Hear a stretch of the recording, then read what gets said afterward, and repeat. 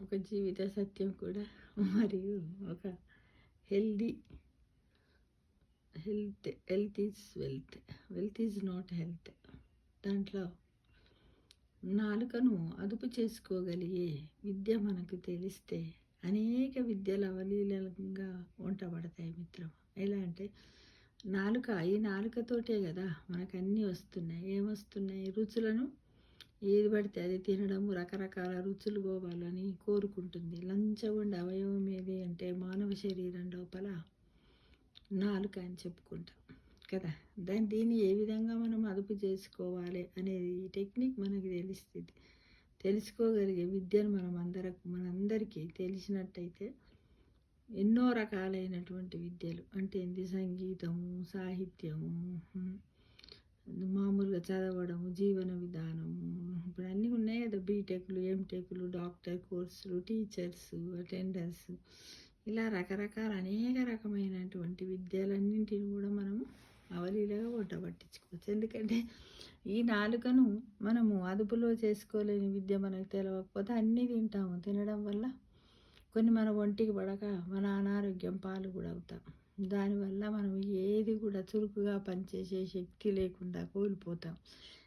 ఏం చేస్తాంలే, అదిలే, అసలు తినబుద్ధి అయితే తినబుద్ధి. మనము ఫర్ ఎగ్జాంపుల్ చెప్పాలంటే వారంలో 6 రోజులు మంచిగా ఆకలేసి తిన్నాము. ఒక్కరోజు తినలేదనుకోండి, తినకపోతే ఇవాళ అసలు ఏ తినలేదు, నోరంతా చేదైపోయింది, తినబుద్ధి అయితే లేదు, ఇంట్రెస్ట్ లేదంటాం. కానీ 6 రోజులు మరి మంచిగా తిన్నామన్న విషయం ఎప్పుడన్నా మనం ఒక రోజులో జ్ఞాపకం చేసుకుంటామా? ఇక మనంతా మేధావులు ఉండారన్నంత సంతోషంగా ఇటు పోతాం అటు పోతాం, పనులు చేద్దాం, ఇది చేస్తాం, అది చేద్దాం, ఇది చేసుకొని తిందాం, రేపు ఇట్లా రకరకాల ఐడియాలు మనం వేస్తూ ఉంటాం మిత్రం. నిజంగా అవునంటారా కాదంటారా చెప్పండి?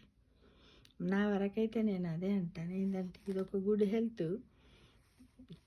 కిందికి తీసుకుంటే మన జీవన రేఖలో మనమందరం కూడా ప్రతి ఒక్కరం మన నాలుకను అదుపులో పెట్టుకుంటే అన్నింటినీ సాధించినట్టే. ఎందుకంటే నాలుక ఒక తినడానికి రుచులకే కాకుండా మాట్లాడడంలో కూడా ఉపయోగపడుతుంది.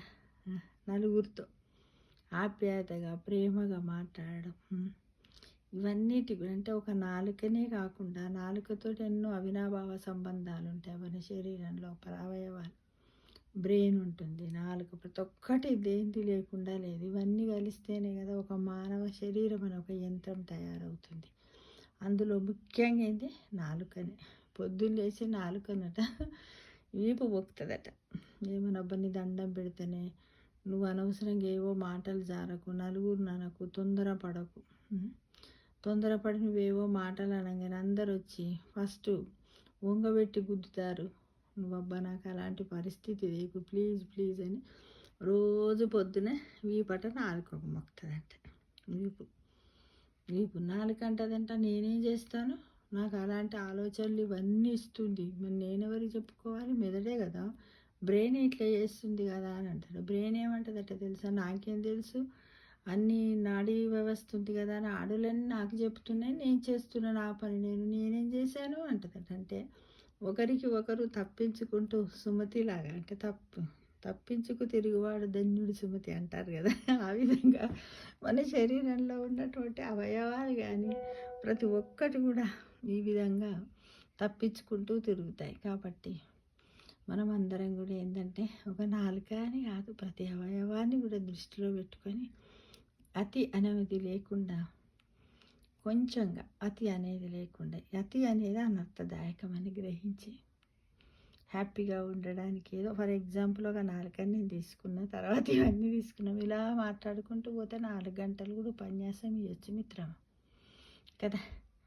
అంటే మన జీవన రేఖలో మనం ముఖ్యంగా ఏంటంటే మన నాలుకను అదుపు చేసుకునే ఒక విద్య మనకు తెలిస్తే ఎంత బాగుండు అని ప్రతి ఒక్కరము ఆలోచిస్తున్నాము. ఇవన్నీ చేయాలంటే మనం ఏం చేయాలి? ఇంద్రియ నిగ్రహం కావాలి. ఇంద్రియ నిగ్రహం కావాలంటే ఏంటి, మనకు ఉన్నటువంటి పంచేంద్రియాలు ఉన్నాయి కదా, వాటిని నిగ్రహించుకోవాలంటే మనం దేంట్లోకి వెళ్ళాలి? మనము ఆధ్యాత్మికంగా వెళ్ళాలి, ధ్యానం చేయాలి, యోగా చేయాలి, వ్యాయామం చేయాలి, ఎక్సర్సైజులు చేసినట్టయితేనే ఇవన్నీ కూడా మన అదుపులో ఉంటాయని గ్రహించండి మిత్రమా.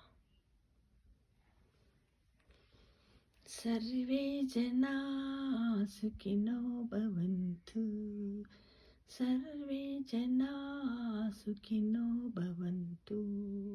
Always be happy.